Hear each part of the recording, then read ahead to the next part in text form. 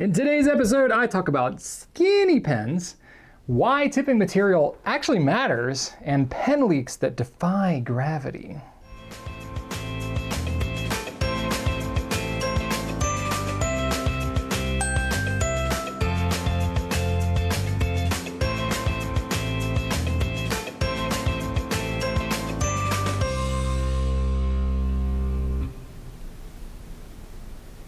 What's up everybody, Brian Goulet here of gouletpens.com, and if you notice, I am wearing the exact same shirt as I did in Q&A last week because I'm shooting both of them in the same day, because I'm doubling up, because literally right now, as this video is being published, I am in Disney World with my family. So, finally taking some family time. It's been a long time coming, but we're doing it and I'm not going to apologize. So, it's going to be a good time.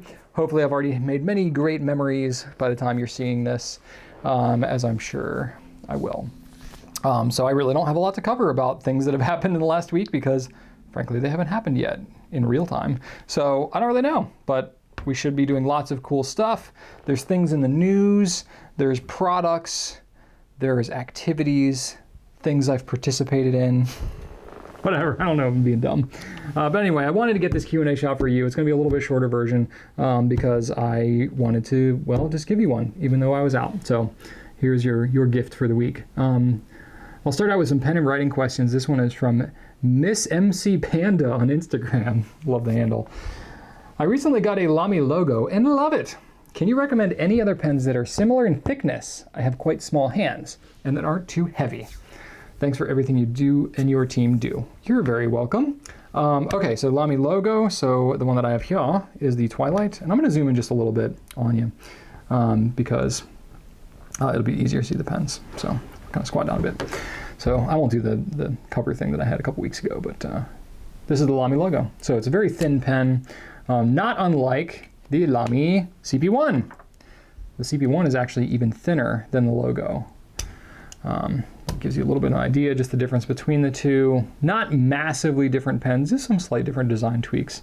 To me personally, the Lamy CP1, like, I just don't like it. It's too thin for my hands. A lot of people love it though, so I would definitely recommend the CP1, no question for you. If you already like the Logo, you can swap the nibs in between the two. Could be some really good stuff. Another pen that you might like, this is a much cheaper pen, but the Daiso pen. Sometimes known as a Daiso dollar pen, but it's an inexpensive pen. We sell them in a 2-pack with a white and a silver, similar in size to the Logo. The grip actually might even be a little bit thinner.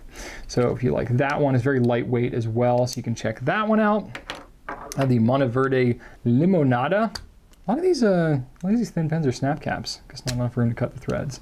But very thin pen. The grip is actually even thinner than the Logo, but also fairly lightweight, maybe a little bit heavier than the Logo. But that's might be worth checking out. Some interesting colors too. Little bit of a different look to it, but the Kaweco Classic or the Ice Sport, really any of the Kaweco Sports, it's going to be, you know, comparable, maybe just a hair thicker than the Logo, but very lightweight. Relatively thin, especially on the body. The cap gets a little bit thicker, but the body is pretty thin, so you can check that one out.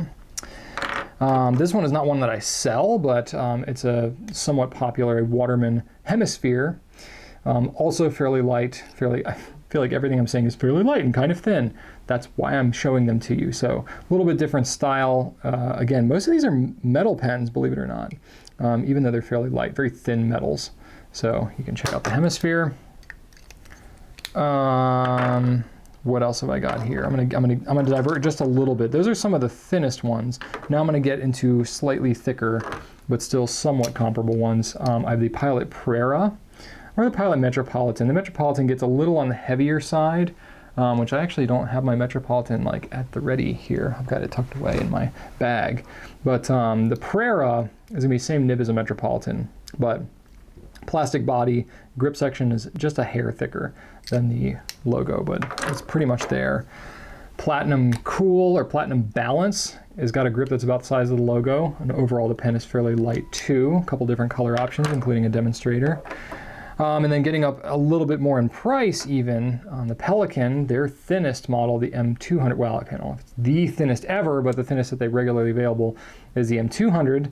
and the M400 is a gold nib on the same, you know, kind of body of the pen. Pretty thin grip section as well, so you can check out the M200. And then the last one that I had to mention to you today is the Pilot E95S. Now this is a very different style, and it's got kind of a tapered grip, but it's overall fairly thin, kind of comparable to the Logo. So a lot of good pens here for you to check them out. I'm generally not a fan of pretty much any of these except for the E95S. I think I'm going to take this E95S. I keep showing it in so many videos, and it's such a unique pen. And the extra fine nib is quite soft, and you can get a little bit of line variation on it. So I think I might take that one and just not give it back. I grabbed it off the shelf to show it in the video, and I think I might just not put it back. So we'll see. I'll tell the team, obviously, and pay for it and all that good stuff. Anyway, so that's your thin pens. All right, this is a question from Hot Cup of Loving on Twitter. Good handles today. Does a pen really need tipping material? Stub nibs work fine without it, so what's the deal? Also, custom grinds grind it down. Well, they can, yes. The definition of a grind is that you're taking material away from the pen in any fashion. So, yes, what's the deal? Why do you really need it? Well, tipping material, the reason that it's there is because it's a harder wearing metal than what the nib material is itself. Now, the pens that I believe that you're referring to, talking about the stub nibs without it, a lot of stainless steel stub nibs do not have tipping material. Not all of them, but most of them. For example, the Pelican M200 with the stub, or I think they might call it an italic, is a stainless steel and it has tipping material on it. So when you get into more expensive pens, but for most stainless steel nibs, the tipping material is an extra cost, an extra step that they just don't feel is necessary. And the reason that is because you've got a much broader surface area. So it's not going to wear as much with those.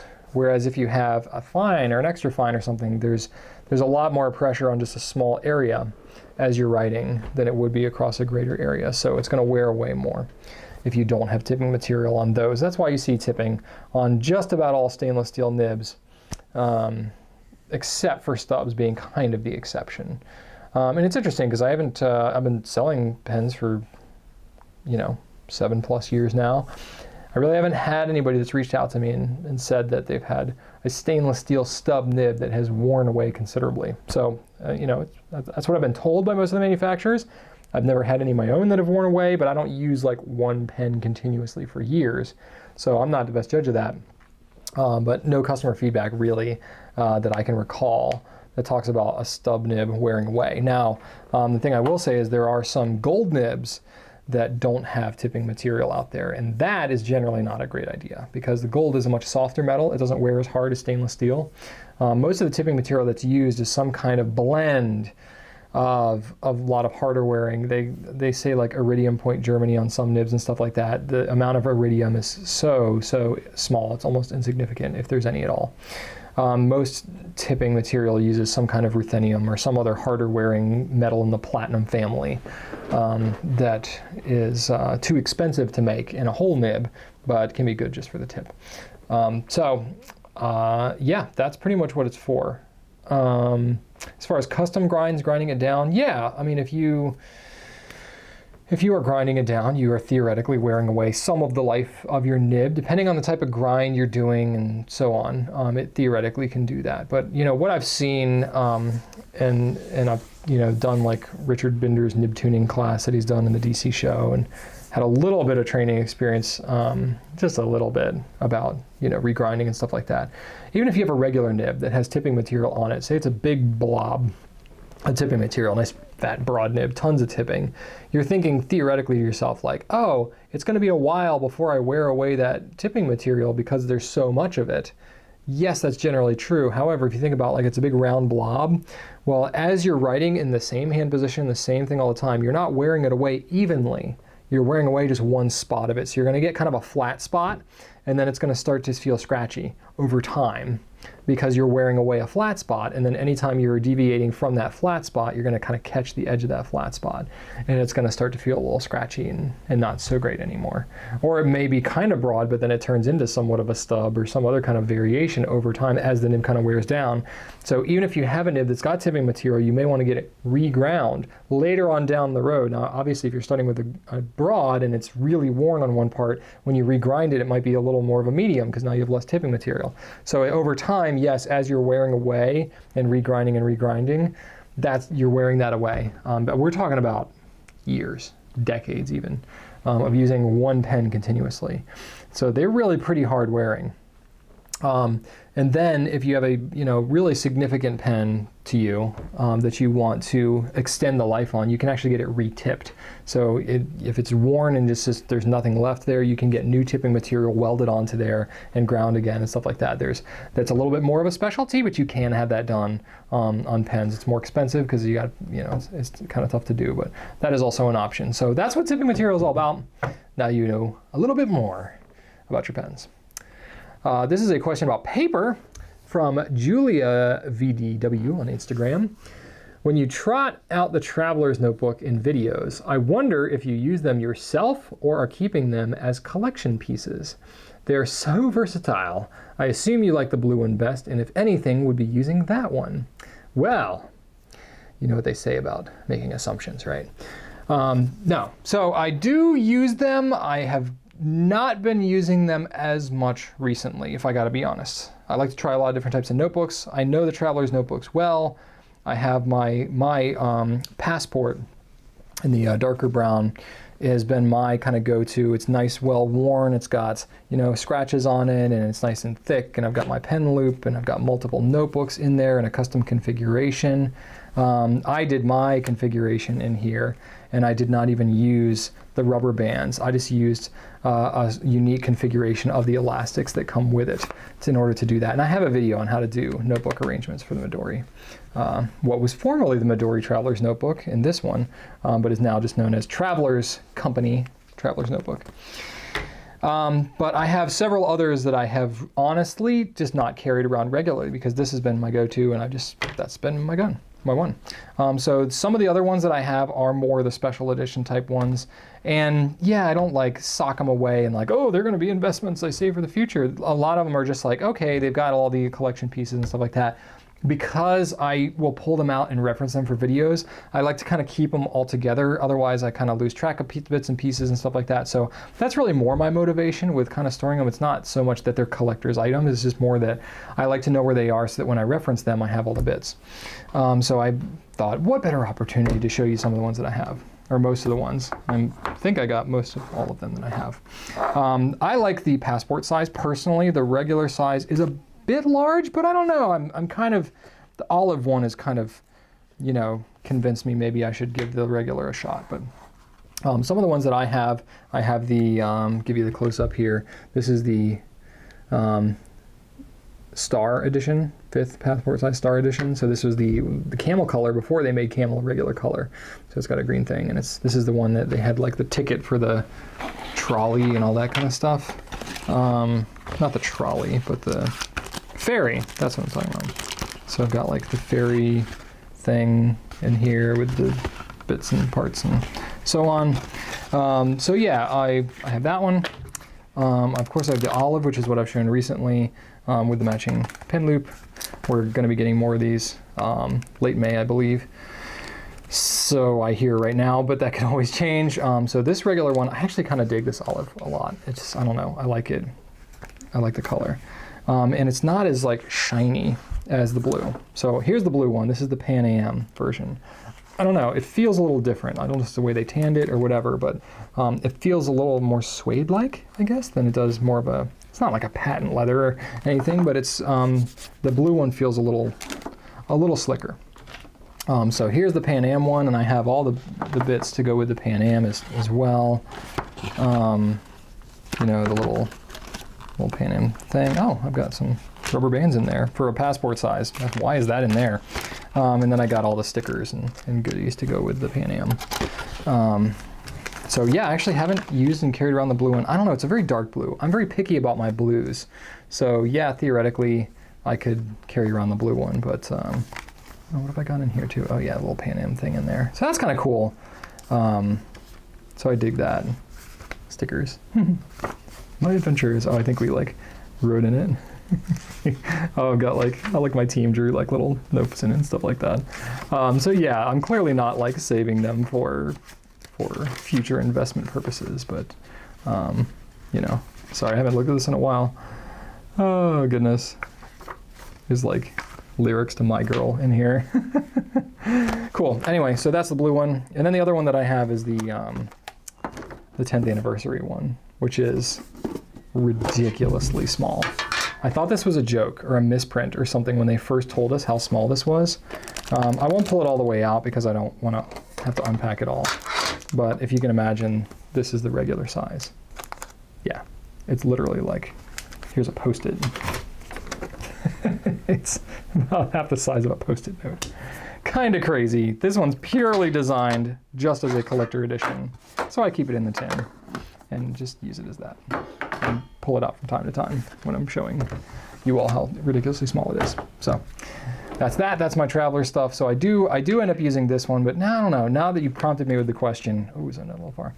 Now that you prompted me with the question, I'm like, yeah, you know what? I really should carry these around again. I really did enjoy that. Lately, I've just been carrying literally a Goulet notebook in my pocket, you know, which these covers are not the thickest, I'll fully admit. They're made to kind of fit inside of something like this. This is a bit much to like carry around in my pocket, but I just carry kind of a thin little notebook for quick jots and things like that. So that's that. But I might whip these out again, especially carry around some of the Goulet with the Tomoe River and stuff like that. Maybe it's time. Maybe it's time I do it again. Cool. All right. Let's talk about ink for a second, shall we? This is from sparklyjavos on Instagram. What is the best scented ink smell for letter writing, or best scented ink brand overall? I don't talk a lot about scented ink because honestly I don't really like it that much, but I thought I would go ahead and just take the question this week. So the only brands that I know that sell scented ink, and I could be wrong, but the only ones that I'm aware of at this moment in time are Diatramentis and J. Herbin. Some people may say that some of the Noodler's inks are scented because of some of the smells that they have, but they're not intentionally scented. So, you know, J. Herbin has some flowery kind of smells on a few of their inks. Diatramentis has much more ones that are like soda and whiskey and wood and tobacco and like interesting kind of smells. The thing about scented inks in general for letter writing specifically, it's really not what it's for. I mean, that's the thing that you would think is like, oh, if I read a letter to somebody in this whiskey smelling ink, then when they open up the letter, it's going to smell like whiskey. It really doesn't. That's the problem. The scent doesn't last, which is a lot of why I'm just not a huge fan of scented inks. It's really more for you as the writer to get a sense of the smell. And even then, it's like, unless you're really kind of putting it down heavy, it's not like fragrance is just going to waft throughout your entire house. It's really, you got to kind of get in there and smell it. So it's pretty intentional. You have to smell. So for that reason, the fact that it doesn't carry through in your letter to the destination is kind of a bummer and a disappointment for most people about these scented inks. Now, the other thing I'll say about that is, if you want that experience and you want to have a nice scent, of course you can always fragrance the letter itself with some kind of, you know, perfume or whatever, cologne. Funny story, and this is probably sharing too much information, but when Rachel and I were dating, back when we were 17 years old, we were long distance, and we'd met at a singing event, and then we were in separate schools, an hour and 45 minutes away from each other for the first almost a year of our relationship, and then we went to separate colleges for the first year, so we were apart then too. I forget exactly when it was, but I feel like this is something I would have done in high school. But I didn't wear any cologne or anything at the time, and you know, Rachel I think it was our first Valentine's together. Yeah, I think so. She had gotten me this little stuffed dog with like heart, you know, on its paw prints, you know, little hearts instead of little paw things. So it's cute. We still have it.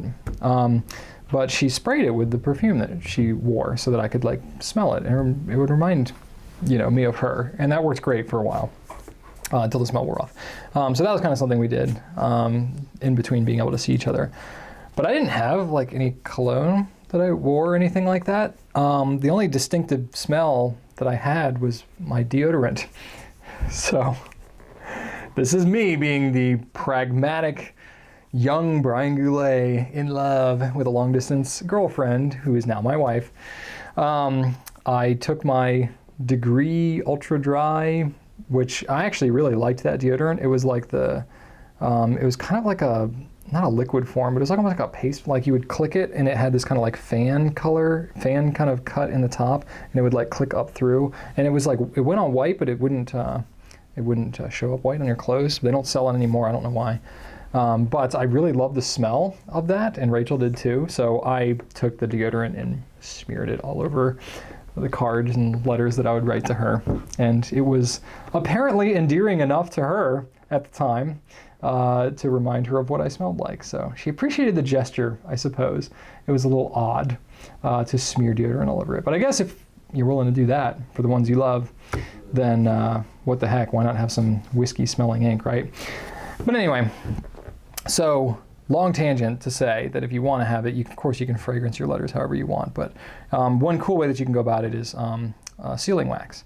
So Atelier Gargoyle specifically puts essential oils in their sealing wax that really the smell holds up pretty well. So even though, you know, especially if you do the wax seal inside the letter that's inside the envelope, sometimes if you have it on the outside of the envelope, there can be like sorting machines and stuff like that the letter can get caught, and like it can kind of shear the wax seal sometimes. I've seen that happen more than a couple of times.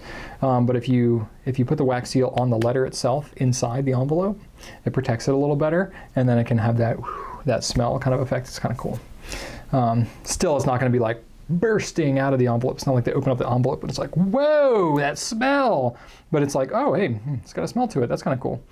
So that's another option that you can do. That's kind of cool. So. Yeah, but that's pretty much it. Diatramentis, a lot of different scented things. It's kind of frustrating because they don't like have it super obvious which of their inks are scented or not, which is difficult even for us to keep track of sometimes. J.R. Bond is a little more obvious because they're completely separately offered. They're just regular colors that they put scent in, and they put flowers and stuff on the bottle and whatnot. All right, and then this will be the last question for this week. Like I said, it's going to be shorter Q&A. This is a troubleshooting question from Shean828. Sorry, totally botched your name. I store all my pens nib up so they won't leak. They still collect drops of ink in the cap that get all over the pen when it's posted. Any tips? Yeah, what the heck is up with that, right? I have a pen that I keep, and I don't often like to keep my pens nib pointed up because I just find that they dry out a little bit more if I do it that way. It's not always the case, but in general, I keep my nibs in a pen case or something that's stored sideways, but to each his own, right? And I've got, this TWSBI Eco, just as an example. Broad nib, nice wet writing pen. I don't know, I keep this broad nib Eco with Emerald of Chivalry in it. That's just kind of like a standby for me. So I literally even have it right now where I've got tiny, tiny little droplets of ink. And this is a really good one. It'd probably be better if this cap was clear, but I can even show you. This is my personal pen, literally, that I've experienced this with. If you look in here, so you can see tiny, oh, we'll really get in there, tiny little droplets of ink that get in there. Now there's an overall green tinge because I've gotten ink in there. I used this pen in a previous video where I intentionally shook it really hard to get the ink to go into the cap, and then I just wiped it with a Q-tip. Didn't clean it out all the way, so it's a little greener than it probably should be, but you can still see the little droplets that are in there. That has just happened naturally, and even just the nib itself has got a little bit of ink, especially on the sides of the wings. I find that tends to happen on a variety of pens, is ink can get up in the cap, kind of chill out there, and then get on the sides of the wings. I just wipe it off in the paper, paper towel or something like that. It's not a huge cumbersome thing for me. But yeah, certainly if it gets all over in the cap and stuff like that, and then you go to post it, it could get on your back of your pen and stuff like that. Sometimes it can even get on the grip, and then you go to hold the pen. I don't grip my pen super close, so it's usually not an issue for me. But if you are gripping the pen, too close to the tip here, then you can smear and get some ink on your fingers. So that can be really bothersome. And you especially like, why in the world is this happening when I'm not even storing my pen nib down? Why is it defying gravity like that? So it shouldn't be like that. So I am not a chemist or a physicist or a scientist of any kind. So some of my stuff is just based on some broad basic understanding I have of these sciences related to pens, of things I've read that more knowledgeable people have posted online, and some of my own theories and assumptions. So feel free to completely shoot me down or correct me, maybe in a nice way, in the comments if you are more knowledgeable about the specific physics of what's going on here. But I have a couple of, I guess I'll call them theories, for lack of a better term. So I think it could be one of a couple of things. One is it's a temperature-related thing, a heat thing. So when you're writing with the pens, you are creating heat on the pen with your hand. You're writing with it, especially if you're writing in long writing sessions, your hand gets warm. A pen like this, I'm holding it in the grip and my hand is heating up the body and stuff like that. Well, what I think is happening is the pen is getting warmed up. That's fine, it's writing, it's flowing good. Then when I go to cap it, I'm sealing off the cap. I now have a cooler temperature inside the cap in the air, and I've got warmer temperature here. And what happens is it's going to want to equalize. And what happens when you have something warmer that wants to go to something cooler, the pressure is going to want to equalize. And after having written with it, my nib is now, or my feed is now filled with ink, and I have an air bubble in here with heat, and that air is going to want to equalize. Well, it can't equalize through the ink, so it's going to want to force its way up. So it's basically creating a pressure inside of my pen. And I suspect that if you're having this happen to you, it probably happens more when your ink level gets lower because you have more empty air inside of here. It's not unlike the concept of why a pen will burp while you're writing with it, is the air is heating up in here, which creates instability in the ink, and then it kind of burps out while you're writing sometimes, particularly with eyedropper pens with really large ink capacities. When the ink level gets very low, there's a lot of air in there. I think it's a similar kind of concept as what's happening, except here, it's literally kind of forcing its way up and out of here. It shouldn't be so bad that it's like dripping out of the cap, but I think it's enough where as the heat is trying to escape, it just like has this little pops, little air bubbles, which cause these tiny little bits of ink like in here. And I think if it happens enough, or if maybe there's it's almost empty and there's a lot of air in here, it could maybe be larger amounts, or it's just collecting more. That's my theory as to why that is happening. So please correct me if I'm wrong on that, but I think that's why it's happening. And it probably happens more with larger ink capacity pens, specifically if the ink level is lower. So it'd be interesting to see if your own pens, if that's happening, if there's any type of correlation there. I would guess it probably is not happening as much with your cartridge converter pens. That would be my guess, but still. My other assumption, and this is admittedly a much kind of weaker assumption, it's much more of a loose theory, but something related to the environment perhaps. If you have a pen and it's, basically it's, humidity is 100% inside this pen because it's liquid. But if you have a very arid environment, perhaps maybe you could have some evaporation that's happening. And as it's evaporating and you're getting an equalization of humidity maybe inside your cap, it could be condensing inside the cap. That's a much weaker theory. I don't know that it would be happening quite at that scale enough to really have a meaningful amount of ink that would gather in the cap. But it's my theory, and I'll kind of just throw it out there because it's a random thought that I have. My other theory is gremlins. Gremlins, yes. We know how they are when they get wet. They just cause trouble. It's no good. And I think that when you're not looking, they're going and they're shaking your pens and then putting them back up there just to cause you trouble. That's perhaps my most sound theory. I know that they are up to no good. If you have an environment with a lot of lights, I would recommend leaving your lights on because that's a way to combat that. So I think that's probably the most appropriate action to take there. Just have a lot of lights on all the time, and you should be okay. All right, that's my Q&A for this week. So my question for the week is not going to be anything related to pens, but because I am at Disney World visiting the most magical place on Earth, so they say, so they advertise. I'm curious to know, this is a more personal question for you all. What is the most magical place on earth to you? Maybe it's your bathtub with a glass of wine after you've had a hard week. Maybe it's the house you grew up in or something. Maybe it's some exotic beach location or something like that. I don't know, just talk about whatever place to you is like your just most magical place of solitude or enthusiasm or whatever. I'd be curious to hear. So, hope you've enjoyed this Q&A. Thanks for sticking with me and watching a bit unusual Q&A, but still sticking with it. A little shorter, but I hope you still enjoyed it. Be sure to leave some comments, ask me questions, because I'll be back into the swing of things for the following week. Maybe I'll be a little more tan in the next Q&A, but we'll see how it goes. Thanks so much for watching. Subscribe to all my junk, and right on.